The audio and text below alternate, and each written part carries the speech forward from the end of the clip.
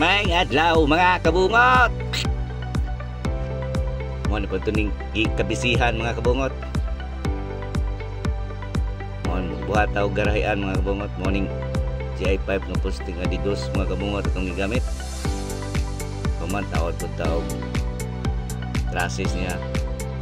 Gird. Ato aning i-press sa kuan mga kabungot sa pikas poste. King pikas mo ni ang workshop, mo ni ang garahian diri nga side. Tao dapat ang paralins mga kabungot. Pito ni ka paralins mga kabungot, sumpay ni og mga 5 feet ng sumpay ni kabungot. Unya giritat sa kunang mga kuan mga kabungot, mga winildingan. Okay kay mga kabungot.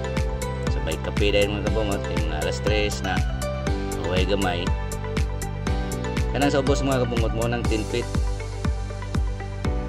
Kanya ang sumpayan ni sa babaw. Utso ng sumpay mga kabungot.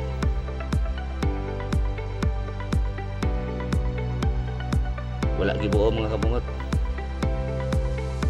Kaya mo nang kuwan man, taas kayo niya. Alanganin. Mo nang giputol. Jis o utso. Mo nang silalom niya mga kabungot oh. Bali kuan ni kabungot. Siyam ka kuan. Siyam ka jis, siyam ka utso. Mo nang ilalom mga kabungot.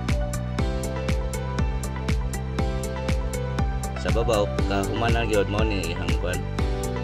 Finish na giniya sa kuan. Finish na siya sa roofing niya mga kabungot.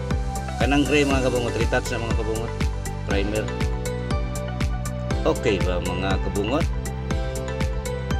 Daghang salamat mga kabungot.